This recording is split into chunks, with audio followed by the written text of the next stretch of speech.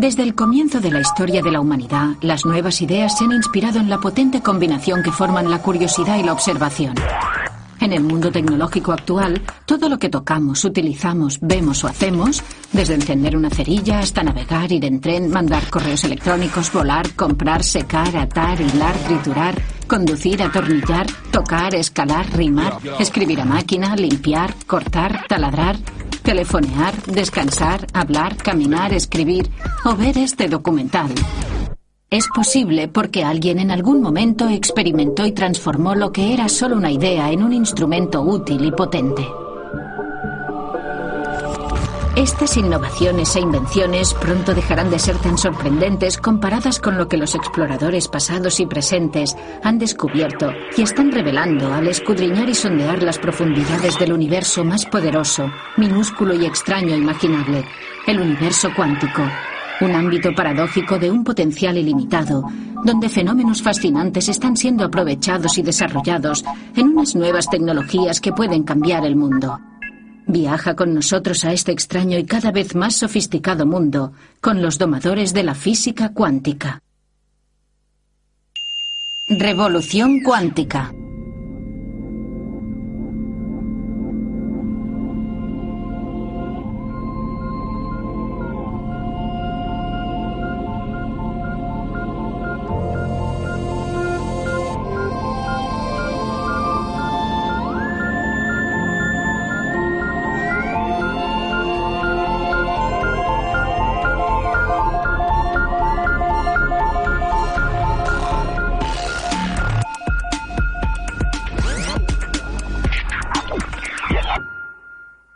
Los primeros indicios que tuvo la humanidad del universo cuántico aparecieron en 1900 con Max Planck, un físico brillante que trataba de averiguar por qué los objetos cambiaban de color al calentarse.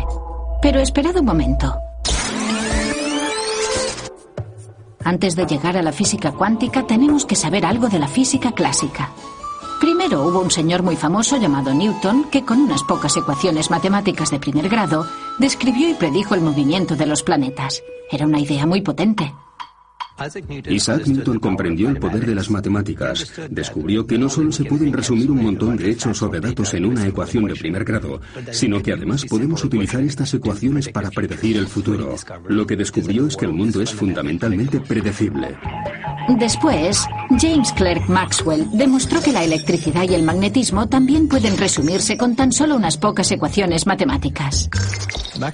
Las ecuaciones de Maxwell tuvieron una tremenda repercusión en el desarrollo tecnológico del siglo pasado, el siglo XX. Todo lo que vemos a nuestro alrededor, la televisión, los teléfonos móviles y muchas de estas útiles herramientas tecnológicas que utilizamos diariamente, son el resultado de esta tremenda revolución que inició Maxwell. Entre Newton y Maxwell, los científicos pensaban que sabían cómo funcionaba el mundo real. Las cosas orbitaban las unas alrededor de las otras y casi todo lo que se transmitía, incluida la luz, se hacía en forma de ondas como las que se ven cuando las gotas caen sobre el agua. A estas brillantes observaciones las llamaremos el mundo clásico, un mundo donde todo es previsible y resulta familiar, lo que nos lleva de nuevo Max Planck, que nos introdujo en la era cuántica, la del láser, de los discos compactos, los ordenadores y los dispositivos de comunicación personal. Pero Planck estudiaba algo que queda muy lejos de estos dispositivos futuristas. Lo que él trataba de descifrar era el misterio de por qué los objetos cambian de color al calentarse. Y os preguntaréis, ¿por qué alguien querría estudiar algo tan... A nosotros nos puede resultar algo aburrido, pero para los físicos era muy interesante. Y si Max Planck no hubiera encontrado fascinante este tema aparentemente aburrido, puede que ahora no tuviéramos la física cuántica. Al igual que Isaac Newton había utilizado las leyes de la física clásica para describir el mundo familiar que le rodeaba, Planck también quería utilizar este método para entender por qué los objetos cambiaban de color al calentarse. Pero lo que descubrió fue que las leyes de la física clásica no funcionaban, la respuesta que daban no era válida, de modo que intentó aplicar un método completamente nuevo, un conjunto de hipótesis matemáticas nuevas, y funcionó, consiguió la respuesta correcta. Pero el problema era que esta nueva hipótesis no se ajustaba a las leyes de la física clásica. Planck había dado una explicación muy precisa, pero que ni él mismo creía. La primera persona que se tomó en serio la idea de Planck fue un joven empleado de la oficina suiza de patentes, Albert Einstein. a quien nadie conocía en aquel momento. Einstein descubrió algo que Max Planck no podía creer, que la luz no es solo una onda continua que a veces se comporta como una partícula. Es lo que los físicos llaman la dualidad onda-partícula. Uno de los mayores logros intelectuales de Albert Einstein, por el que obtuvo un premio Nobel, fue darse cuenta de que la luz actúa como si llegara a fragmentos, a pedazos, a cuantos. Los cuantos de luz se llaman fotones. La sospecha de este hecho surgió anteriormente en la obra de Max Planck, pero para él era solo un artificio matemático. Einstein se dio cuenta de que no se trataba de matemáticas, sino de física, y gracias a ello se pudieron extraer consecuencias y demostrar experimentos que no podían explicarse con las ondas. La obra de Einstein marcó un punto de inflexión en el desarrollo de la física moderna. En 1913, Niels Bohr comenzó a aportar datos a la teoría cuántica al explicar la estructura del átomo usando estas ecuaciones de primer grado. Bohr fue capaz de explicar las propiedades de los átomos utilizando la mecánica cuántica. Para ello utilizó un modelo conocido como el modelo planetario, que es similar al de la Tierra, que gira alrededor del Sol, donde en el caso de los átomos los electrones giran alrededor del núcleo. Las matemáticas de Bohr mostraron que los electrones no orbitaban alrededor del núcleo de un átomo como los planetas que orbitan al Sol. Solo podían girar alrededor del núcleo a ciertas distancias concretas, lo que los físicos cuánticos denominan distancias discretas o cuantificación. Y esto resultó inquietante para una generación de físicos que habían sido educados en la noción de que las cosas cambian ligeramente. Por ejemplo, la forma en que la Luna gira alrededor de la Tierra y la Tierra del Sol. Pero la teoría de Bohr suponía que los electrones se comportaban como partículas. Hasta que no apareció el físico francés Louis de Broglie, no se demostró que las órbitas atómicas pueden explicarse suponiendo que los electrones, que normalmente se consideran partículas, también pueden comportarse como ondas. Pero estos postulados no explicaban todo el fenómeno y el enigma cuántico consistía en unos puntos desconectados que iban de Planck a Einstein, luego a Bohr y finalmente a de Broglie. Hacía falta una teoría para conectar los puntos y aclarar cómo una onda podía actuar como una partícula y viceversa, y explicar así el misterio de la dualidad onda-partícula de la luz y la materia. En 1925, Erwin Schrödinger formuló la famosa ecuación que lleva su nombre. La ecuación de Schrödinger sentó las bases de lo que terminó siendo una teoría completa de la mecánica cuántica. Y esta nueva teoría no solo dio a los científicos una receta universal para comprender todos los fenómenos cuánticos anteriores, sino que también les proporcionó una manera sistemática de explorar el mundo atómico para encontrar los efectos cuánticos nuevos e inesperados. En definitiva, la teoría cuántica supuso para los científicos lo que probablemente sea la teoría más exacta y más potente jamás concebida por la humanidad.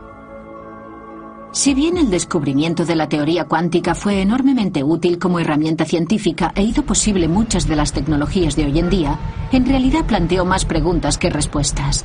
Muchas de estas preguntas las ilustra el famoso experimento de la doble rendija, que incluso hoy en día les acelera el pulso a los físicos. El experimento de la doble rendija es en realidad una metáfora para explicar la dualidad onda-partícula. En la física clásica tenemos ondas, como las sonoras o las electromagnéticas, y también tenemos partículas como las bolas de billar. Pero a partir de la mecánica cuántica, una partícula como un electrón a veces también puede comportarse como una onda. El experimento de la doble rendija es muy emocionante para los físicos y muy fascinante para todos los interesados por la mecánica cuántica, porque contiene la esencia de la mecánica cuántica.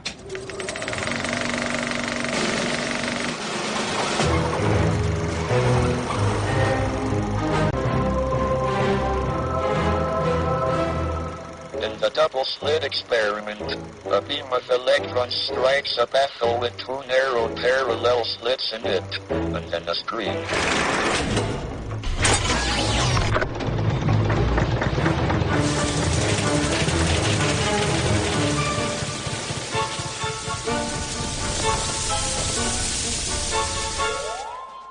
Cuando hacemos este experimento con las luces encendidas, no ocurre nada inusual. Los electrones forman el mismo patrón en la pantalla que se esperaría de una bolita de papel mascado, de un chicle o incluso de un tomate. Pero cuando apagamos las luces sucede algo sorprendente.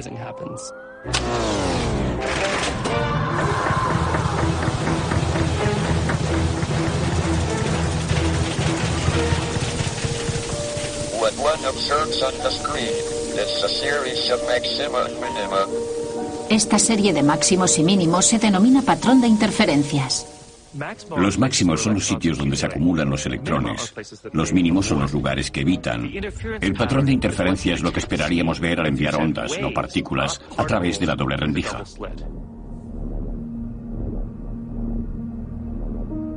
Lo que observamos en el experimento de la doble rendija se explica matemáticamente por la ecuación de las ondas de Schrödinger, que predice el patrón de interferencia observado. Pero la teoría cuántica no nos explica dónde está la partícula cuando pasa por las rendijas. The essential difference between classical and quantum physics is that in classical physics one can predict both the positions and the velocities of particles, whereas in quantum theory one can't predict either. ¿Por qué es diferente el patrón de la pantalla según esté la luz encendida o apagada?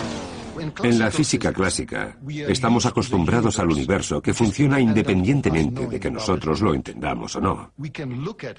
Podemos observarlo, pero nunca cambia.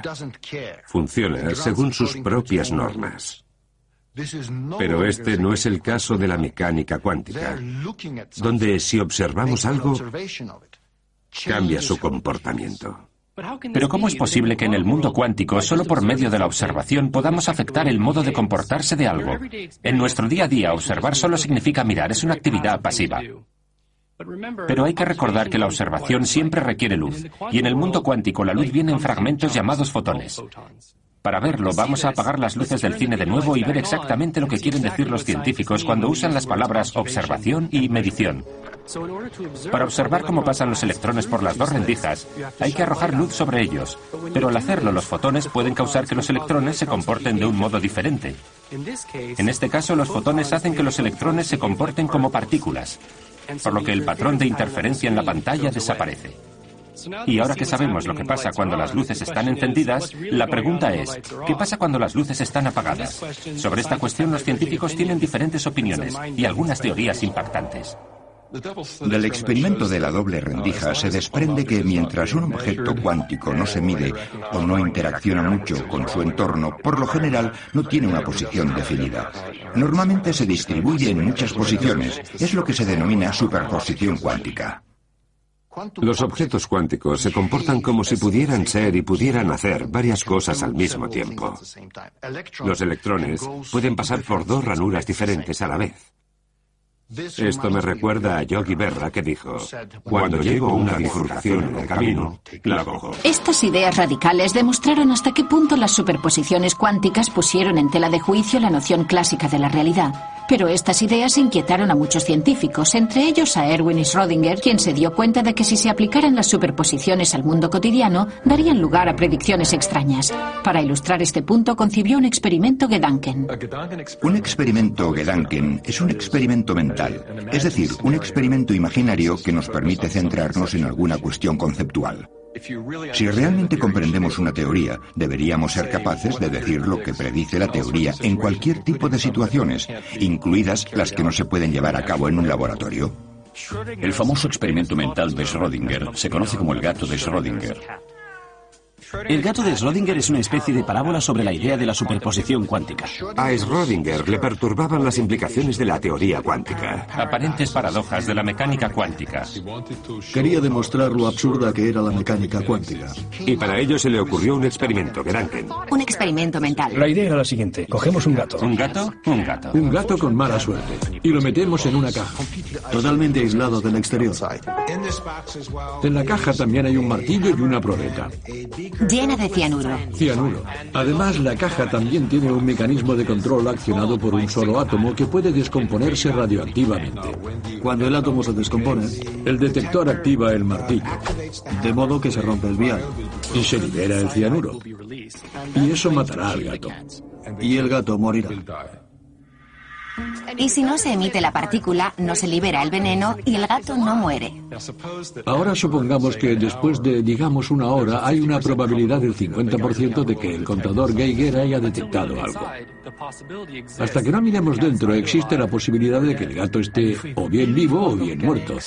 Si creemos en la mecánica cuántica, el gato en ese momento se encuentra en un estado en el que está a la vez vivo y muerto.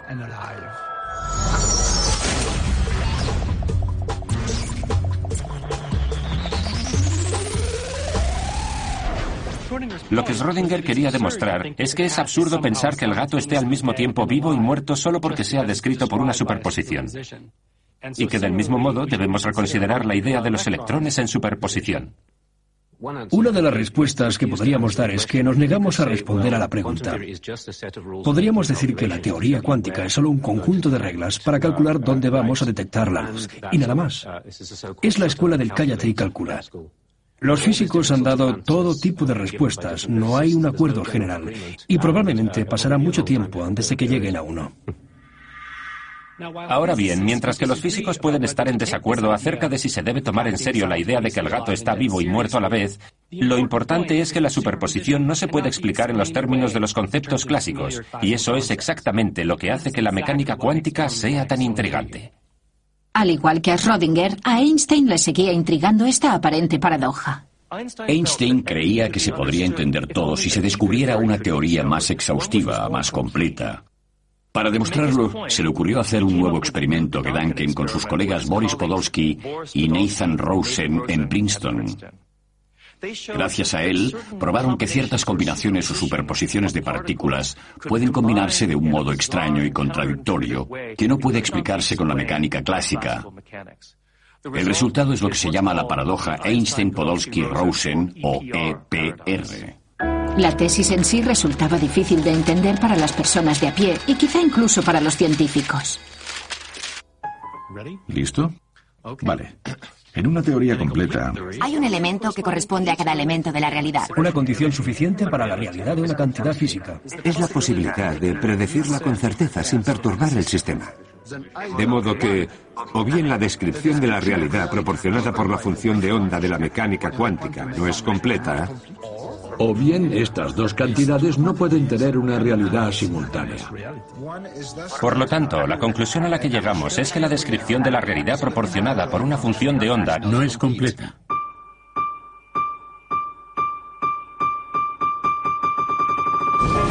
¿Qué significa esta afirmación tan compleja? Según la mecánica cuántica, es posible que dos partículas estén tan estrechamente entrelazadas que forman un solo sistema en el que ninguna de las partículas tienen un estado cuántico por sí misma. Lo que Einstein, Podolsky y Rosen hicieron fue coger un par de partículas así y separarlas muy lejos, tal vez a años luz de distancia.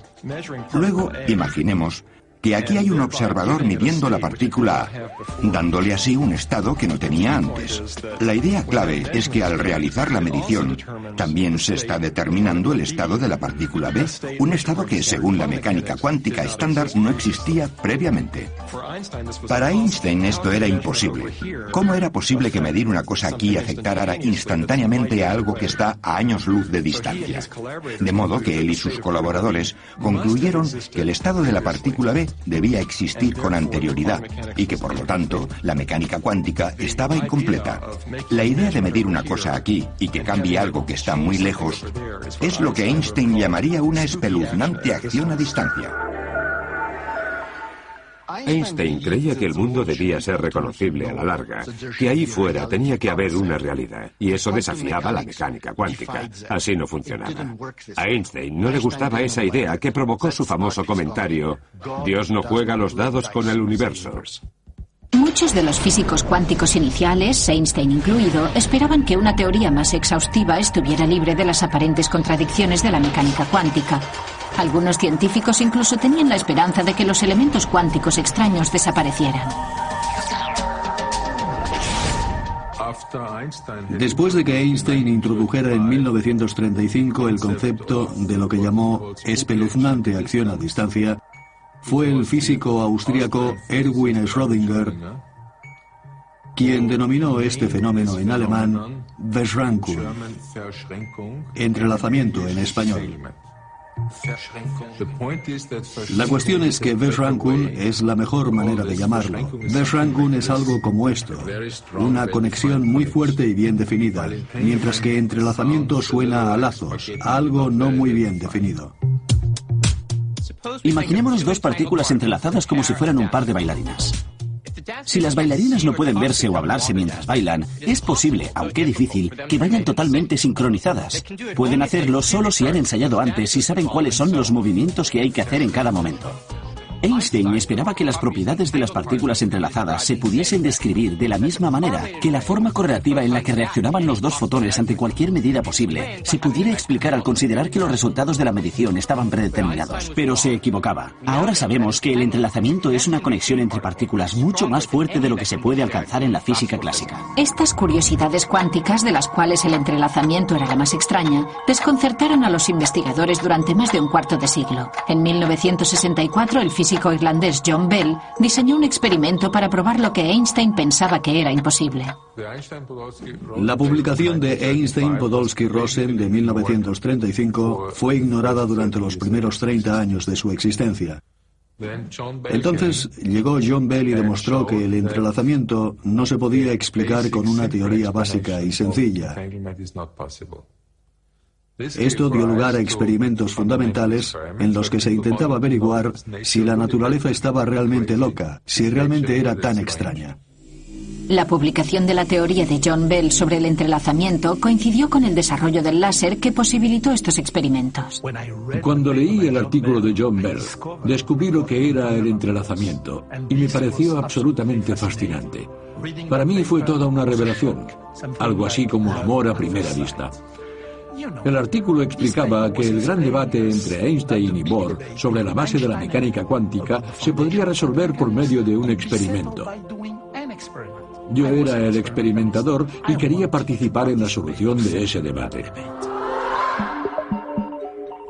El experimento se basa en producir pares de fotones que volarán en dirección opuesta y luego, cuando estén a 12 metros de distancia el uno del otro, medirlos exactamente en el mismo instante.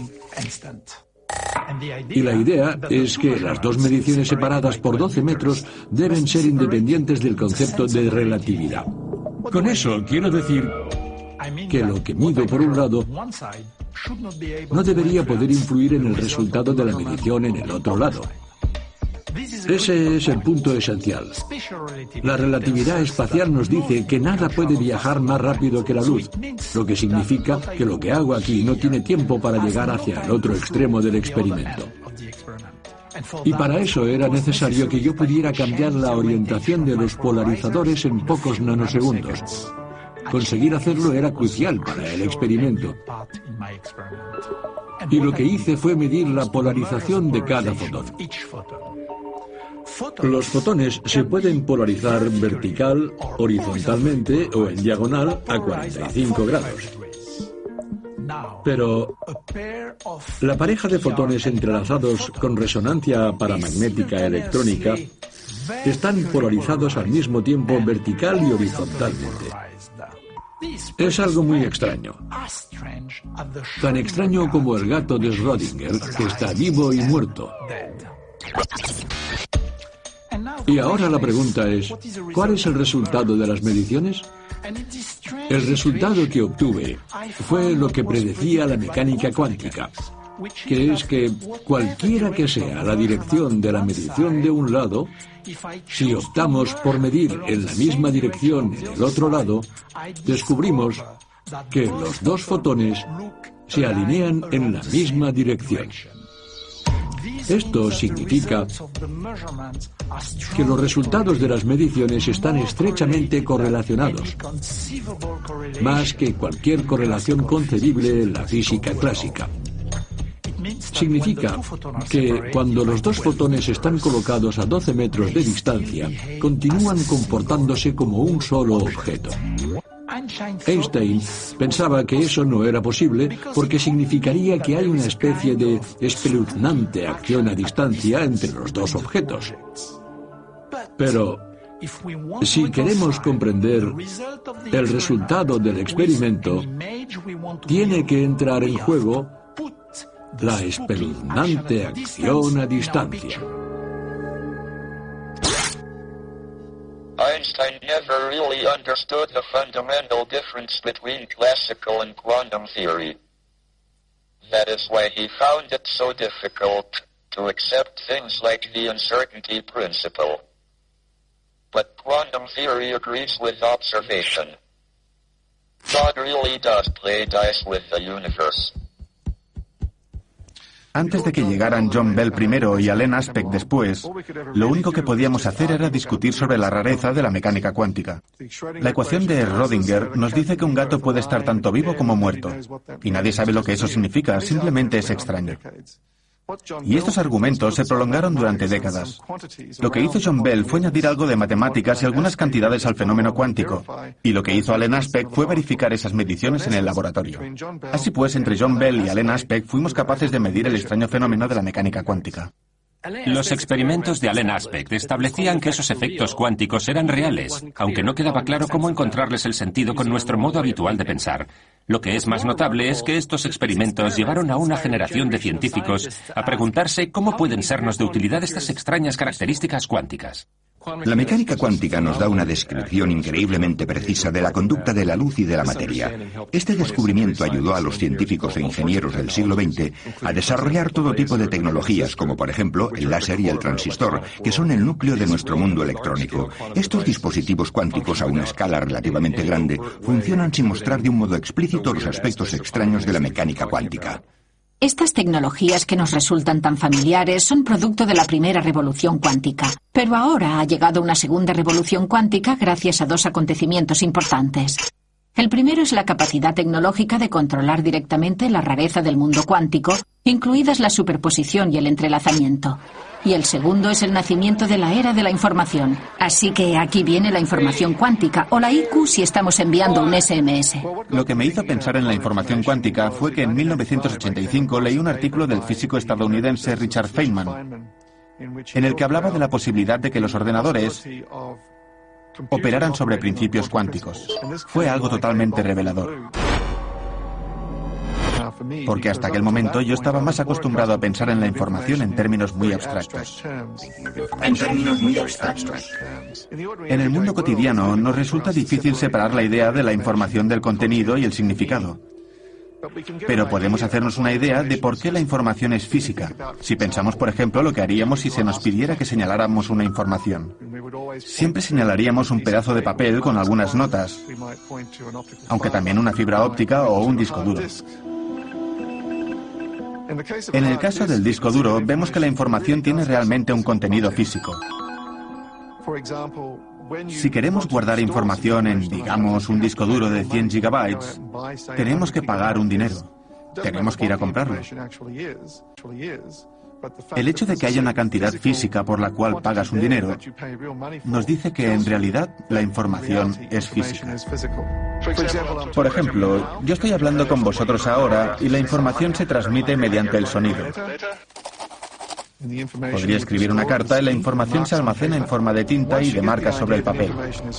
Una vez entendemos que la información es física, empezamos a preguntarnos si las leyes de la física limitan el modo en el que se procesa la información. O en el caso de la física cuántica nos proporciona un mecanismo completamente nuevo para procesar y comunicar la información. Información.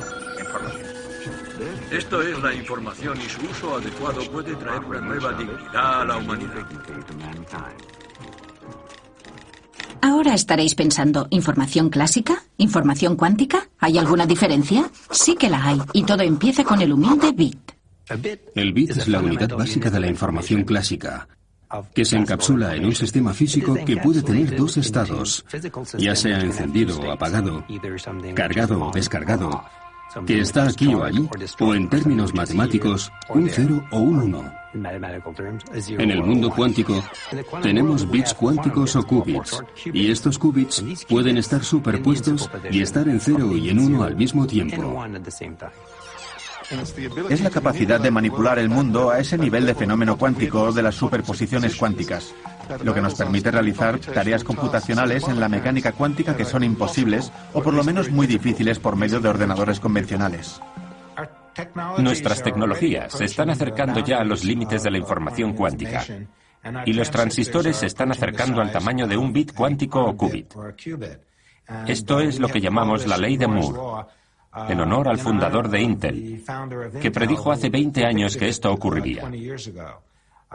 Y de hecho, en el transcurso de los próximos 20 años, se espera que los transistores, que son el corazón de nuestros dispositivos informáticos, alcancen el tamaño de un solo átomo. La segunda revolución cuántica consiste hoy en día en ser capaces de manipular sistemas cuánticos individuales, moléculas individuales, átomos individuales o, en mi caso, fotones individuales. Hasta ahora, después de la primera revolución cuántica, hemos sido capaces de manipular conjuntos. Por ejemplo, un láser produce miles de millones de fotones, no fotones individuales, sino miles de millones. Y hoy, el hecho de que se puedan manipular y dominar cuantos individuales, como los llamamos, abre toda una nueva era de desarrollo tecnológico. Uno de los primeros logros de esta segunda revolución cuántica es la capacidad de los físicos de construir herramientas increíblemente precisas como un reloj atómico, el dispositivo para medir el tiempo más preciso del mundo. Actualmente, la precisión de los relojes atómicos es tal que si fabricáramos un reloj y lo dejáramos funcionando durante 60 millones de años, no perdería más de un segundo. Y resulta que la precisión y el control cuántico que podemos conseguir con los átomos que utilizamos para los relojes atómicos es también la base de los qubits. Si podemos controlar qubits individuales, tendremos un reloj impresionante. Si además los juntamos y controlamos las interacciones de cientos de ellos a la vez, no solo tenemos un reloj cuántico mayor, sino que además creamos un ordenador cuántico, posiblemente la invención más importante de nuestro tiempo. La informática cuántica puede considerarse una revolución en la teoría de la informática. Nosotros creemos que los ordenadores cuánticos podrán realizar ciertas tareas exponencialmente más rápido que los ordenadores clásicos. ¿Y por qué? Existe una tesis fundamental en la informática llamada la tesis de Church-Turing, que dice que todos los ordenadores normales clásicos son esencialmente equivalentes. No es que trabajen exactamente a la misma velocidad, pero sí que actúan siguiendo las mismas normas. Se comportan de manera similar. Si intentamos realizar alguna tarea con, por ejemplo, un portátil, y luego intentamos hacer lo mismo con otro ordenador, se comportan más o menos igual. La computación cuántica es completamente diferente. No funciona igual. Quantum computers are based on the fact that the quantum state of a computer memory contains much more information than its classical description. El ordenador cuántico también será diferente en el sentido de que manipulará y almacenará bits cuánticos en vez de bits clásicos. Los bits clásicos pueden tener dos estados, 0 o 1. Los bits cuánticos pueden tener muchos estados. Y esta nueva variedad de posibilidades conduce a nuevos fenómenos tales como el entrelazamiento y la interferencia. Creemos que eso es lo que puede dar a un ordenador cuántico toda su potencia, estos nuevos fenómenos. Pero exactamente cuánta potencia más y con qué fin. Una de las primeras aplicaciones de los ordenadores cuánticos, y una de las más útiles, es simular sistemas cuánticos. Seguramente no sea algo que la mayoría de la gente quiera hacer en casa, pero tiene unas aplicaciones potenciales enormes. Para entender la simulación cuántica es importante saber para qué necesitamos la simulación. Pensemos en un simulador de vuelo. ¿Para qué tenemos un simulador de vuelo? El simulador de vuelo es una caja que tiene un volante, una palanca, un cuadro de instrumentos, etc., y que se mueve hacia adelante y hacia atrás, arriba y abajo. Con él podemos simular el aterrizaje de un 747. ¿Y para qué lo queremos? Pues porque no queremos que nadie coja un 747 de verdad y lo aterrice hasta que no haya aprendido a manejarlo. ¿Me explico? Pues la simulación cuántica es lo mismo. Tenemos algunas moléculas grandes y complejas, como si fuera un 747 de moléculas, algo enorme, que tiene un comportamiento cuántico extraño y queremos saber qué hacer con él, pero no sabemos cómo controlarlo. No sabemos cómo obligarlo a hacer lo que queremos, así que lo que hacemos es simularlo con un ordenador cuántico. Por ejemplo, un ordenador cuántico podría ayudar a diseñar nuevos superconductores para que los trenes funcionen con levitación magnética, o nuevos medicamentos para tratar enfermedades. Podría ayudar a simular los átomos del medicamento para decirnos cómo se hace y cómo interactuará con otras sustancias químicas. Para los físicos, los químicos y los biólogos, todo esto es muy importante. La química de los átomos, el comportamiento de los materiales, todo dependerá de la mecánica cuántica, y un ordenador cuántico puede simularlo a la perfección. Hay otros que prevén que las tecnologías cuánticas tendrán un papel diferente. La mecánica cuántica nos está dando las herramientas para detectar cosas mejor de lo que hemos podido hacer hasta ahora. Podemos detectar el mercurio en el pescado, la presencia de plomo en los juguetes. Quizá podríamos detectar bombas en la carretera. Con la mecánica cuántica podemos fabricar detectores más potentes, más precisos, más sensibles. Y si podemos hacerlos más compactos, en el futuro serán de uso general. Pero lo que causó la explosión de interés por la informática cuántica fue el descubrimiento de Peter Shor. Lo que hice fue demostrar que si se pudiera construir un ordenador cuántico, que es un ordenador hipotético que nadie ha logrado construir aún, sin embargo se podría utilizar para la factorización de números grandes. Si tenemos dos números, pongamos el 3 y el 5, y los multiplicamos, obtenemos el número 15. La factorización es el proceso inverso. Empezamos con el número 15 y queremos descomponerlo y decir que es, por ejemplo, 3 veces 5. Con el 15 es muy fácil. Se puede hacer de cabeza. Pero supongamos que cogemos dos números de 200 dígitos. Con mucha paciencia y un papel y un boli, podríamos multiplicarlos para conseguir un número de 400 dígitos, aunque los ordenadores lo hacen en un santiamén. Pero si cogiéramos el número de 400 dígitos y tuviéramos que encontrar los dos números de 200 dígitos que se han tenido que multiplicar para obtenerlo, no creo que pudiéramos hacerlo. Ni siquiera puede hacerlo el ordenador más potente del mundo. Es un problema imposible de resolver. El problema de la factorización se utiliza para codificar la mayoría de los mensajes secretos importantes que se envían hoy en día. Funciona de la siguiente manera. Cuando compramos algo a través de Internet, nuestro ordenador multiplica dos números de 200 dígitos para conseguir el número de 400 dígitos. De modo que si sabemos ese número de 400 dígitos, podemos codificar lo que queramos. Pero para decodificarlo, necesitamos saber los dos números de 200 dígitos y nadie puede extraerlos del número de 400 dígitos porque el problema de la factorización es casi imposible de resolver. El descubrimiento de Shor fue muy inquietante, porque básicamente lo que venía a decir era: dame un ordenador cuántico y podré craquear el método más común y más importante de codificar información secreta. Los gobiernos se toman la creación de un ordenador cuántico muy en serio.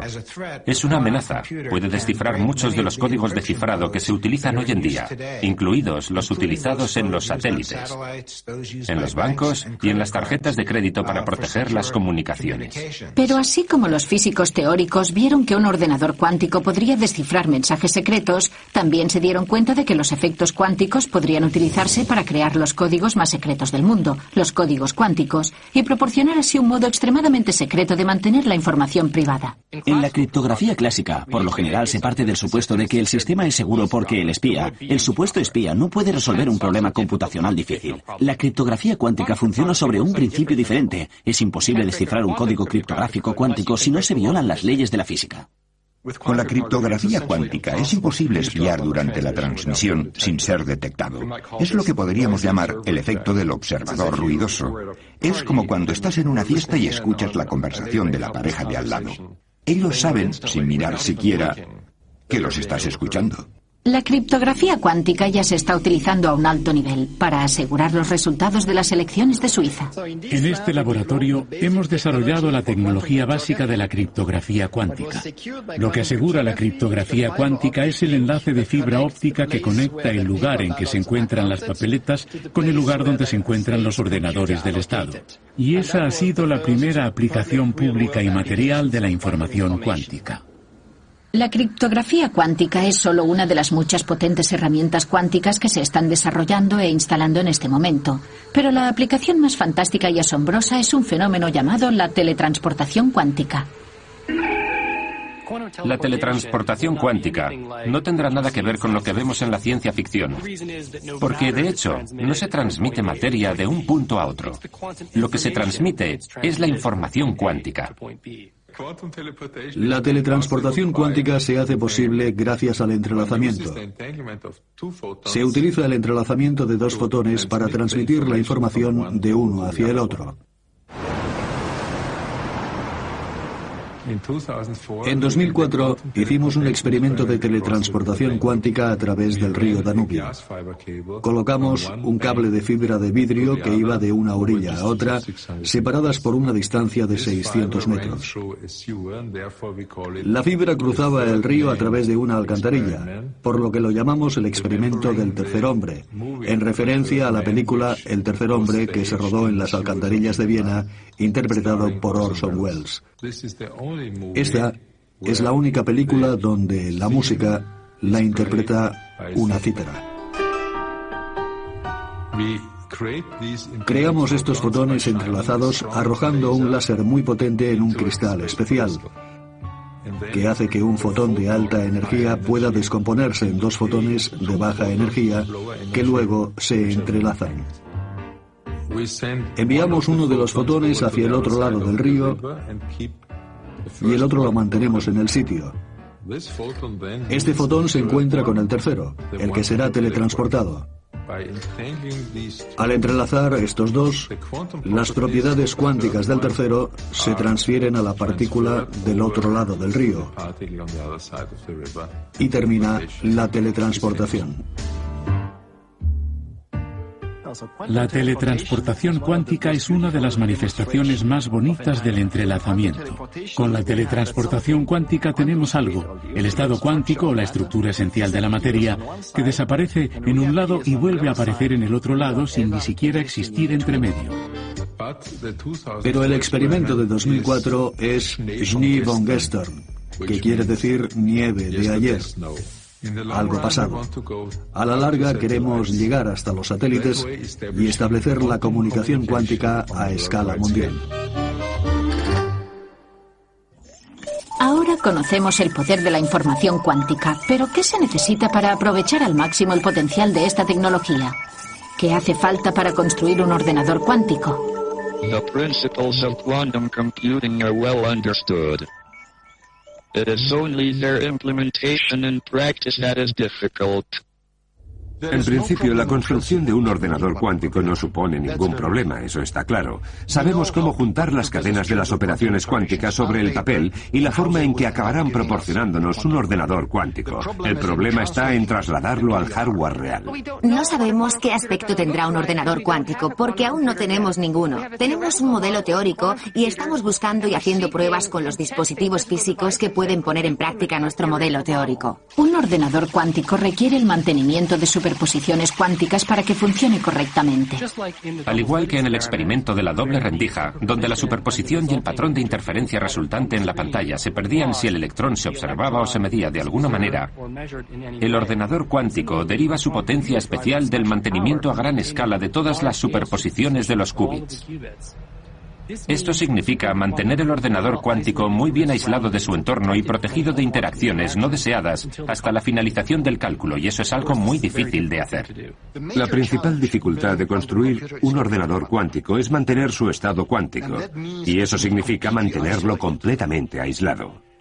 Los sistemas cuánticos tienen una característica enojosa, y es que cuando difunden la información sobre ellos mismos, dejan de ser cuánticos. Por eso, el aislamiento es uno de los problemas clave en la construcción de ordenadores cuánticos.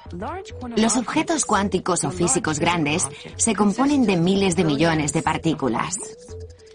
Cada una de estas partículas es una partícula cuántica, pero cuando se juntan un gran número de partículas, cada una de estas partículas interactúa con el entorno. En los sistemas cuánticos, el entorno se refiere a todas las cosas que rodean el sistema de partículas cuánticas, como el polvo o los campos magnéticos, la radiación, cualquier cosa que pueda provocar un comportamiento no deseado en el sistema que se está tratando de controlar. Los estados de superposición son muy difíciles de conservar. En el laboratorio del Dr. Wineland, los qubits se almacenan en una trampa de iones.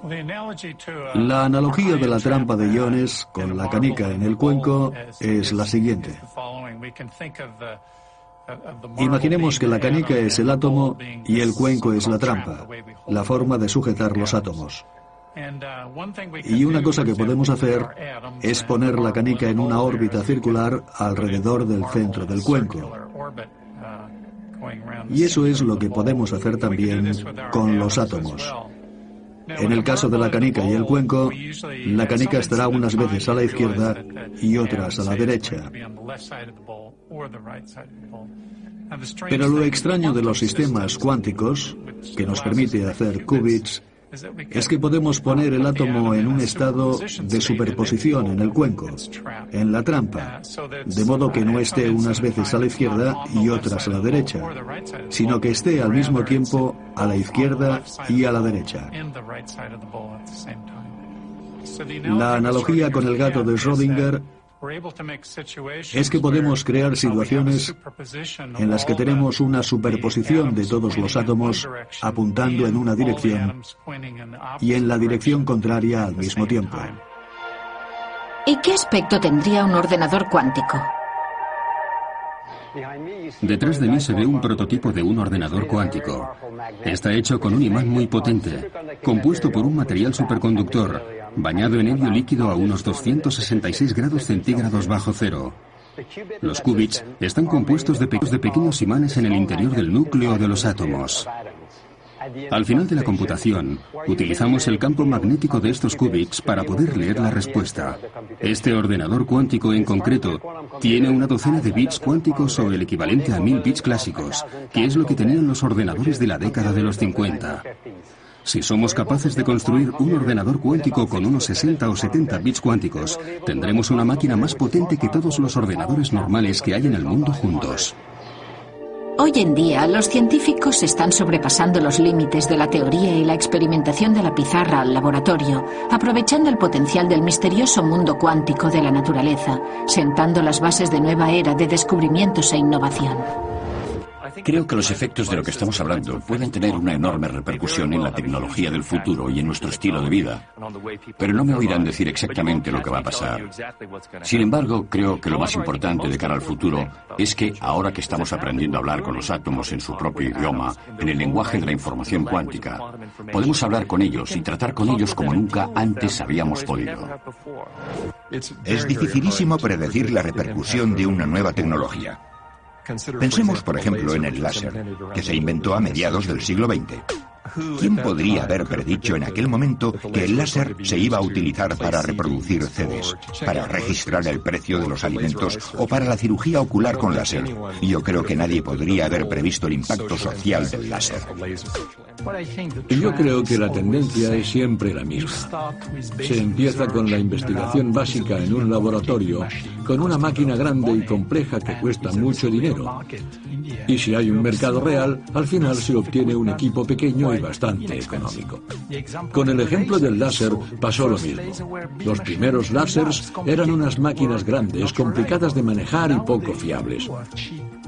Hoy en día, todos los reproductores de CDs o DVDs tienen un pequeño láser semiconductor que solo vale $1.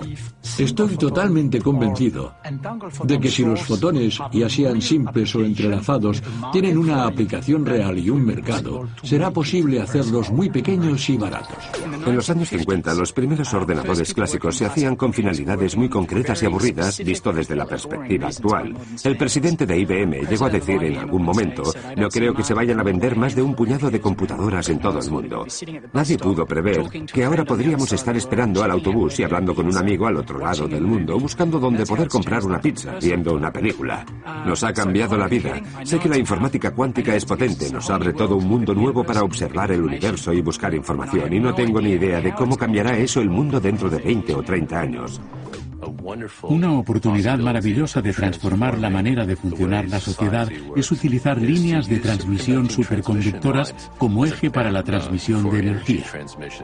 Si podemos utilizar este efecto mecánico cuántico, que se puede utilizar, está comprobado, si podemos utilizarlo a gran escala para transmitir energía a través del continente, podríamos tener fuentes de energía renovable más eficaces, fáciles de diseñar y transmitir la energía allí donde se necesite. Espero que esto suceda pronto. De hecho, podría ocurrir muy pronto. Es verdad que la mecánica cuántica es muy extraña, pero también lo era la capacidad de volar de los humanos antes de que descubriéramos cómo construir aviones y cohetes para contrarrestar los efectos de la gravedad. Ahora estamos despegando hacia el futuro de la cuántica. Si entendemos cómo se comportan los átomos y las partículas elementales al nivel más íntimo y hablamos su mismo idioma, podremos domar esos cuantos salvajes. Podremos colaborar con ellos para construir nuevas formas de procesar la información, nuevas formas de informática y de comunicación que transformarán nuestras vidas de una manera radical. Esta manera de ver el mundo, de comprenderlo a la escala de la información cuántica, tiene el potencial de transformar cualquier tecnología que poseamos. Y transformándola y aprendiendo a hablar con esos átomos y partículas elementales, encontraremos nuestro sitio en el mundo cuántico.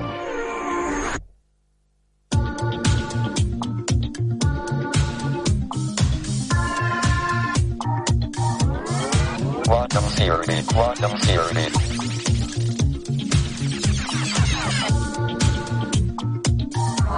Contemtators.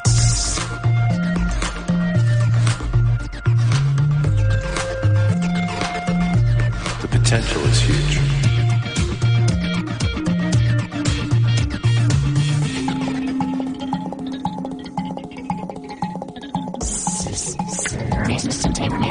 System tamer,